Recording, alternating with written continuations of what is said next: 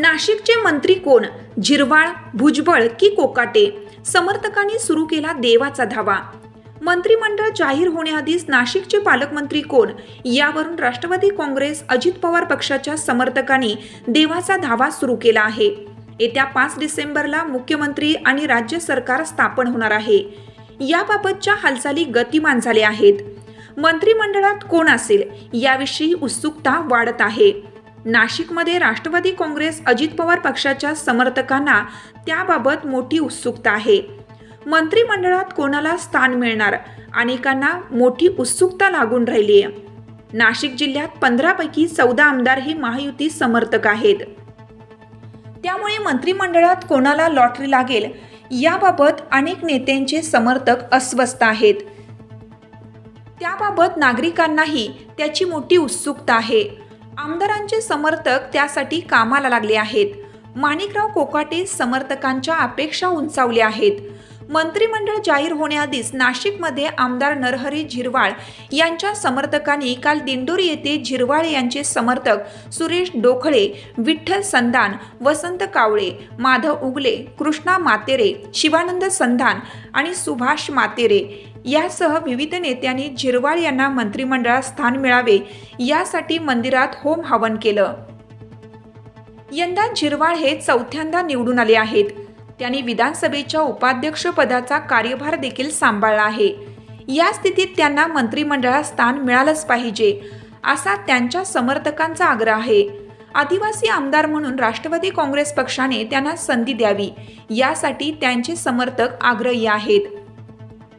त्यांच्याच पावलावर पाऊल ठेवत पुरोगामी आणि महात्मा फुले यांचे अनुयायी असलेल्या छगन भुजबळ यांच्या समर्थकांनीही आता देवाचा धावा सुरू केला आहे.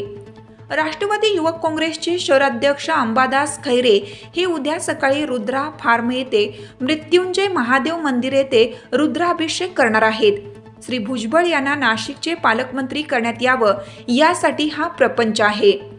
विशेष म्हणजे मंत्रिमंडळात कोणाला स्थान मिळेल हे नक्की नसतानाच अनेक आमदारांचे आणि नेत्यांचे समर्थक नाशिकचे पालकमंत्री कोण यावरून पैजा लावण्यात व्यस्त आहेत. आता छगन भुजबळ यांनाही गेल्यावेळी हुकलेल्या पालकमंत्री पदाची संधी यंदा मिळावी अशी त्यांच्या समर्थकांची इच्छा आहे. राष्ट्रवादी काँग्रेस अजित पवार पक्षाचे नेते आणि उपमुख्यमंत्री अजित पवार यांनी विधानसभा निवडणुकीच्या प्रचारात सिन्नर येथे आमदार माणिकराव कोकाटे यांना मंत्रिमंडळात स्थान मिळेल, राज्याच्या सरकारमध्ये महत्त्वाची जबाबदारी देण्यात येईल अशी घोषणा केली होती. श्री कोकाटे 5व्यांदा आमदार झाले आहेत. त्यामुळे त्यांच्या समर्थकांनाही कोकाटे यांना मंत्रिमंडळात स्थान मिळावे अशी अपेक्षा आहे. या संदर्भात आमदार कोकाटे मात्र निश्चित असून ते नाशिकलाच आहेत. श्री कोकाटे यांनी उपमुख्यमंत्री अजित पवार हे जाणकार नेते आहेत. मंत्रिमंडळ स्थापनेबाबत त्यांच्या मनात काय आहे हे कोणालाच माहीत नाही. त्यांनी एकदा निर्णय घेतल्यावर अन्य कोणाचाही त्यात हस्तक्षेप होऊ शकत नाही. त्यामुळे या संदर्भात मी कोणताही संपर्क अथवा मागणी केलेली नाही. पक्ष नेतृत्व निर्णय घेईल तो आपल्याला मान्य असेल असे आमदार कोकाटे यांनी लोकमान्य न्यूजला सांगितले. उत्तर महाराष्ट्रात यंदा धुळे, जळगाव, नंदुरबार आणि नाशिक या 4ही जिल्ह्यातून यंदा महायुतीला चांगलं यश मिळालं आहे. भारतीय जनता पक्षाला सर्वाधिक जागा मिळाल्या आहेत. मात्र राष्ट्रवादी काँग्रेस अजित पवार पक्षाला नाशिक जिल्ह्यातून सर्वाधिक आणि 100% यश मिळालं. या पक्षाचे 7 आमदार आहेत. यातील बहुतांश आमदार ज्येष्ठ आहेत. त्यामुळे त्यांनाही यंदा मंत्रिमंडळात स्थान मिळेल अशी अपेक्षा आहे.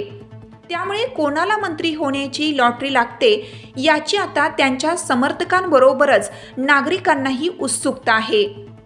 लोकमान्य न्यूजसाठी संचालक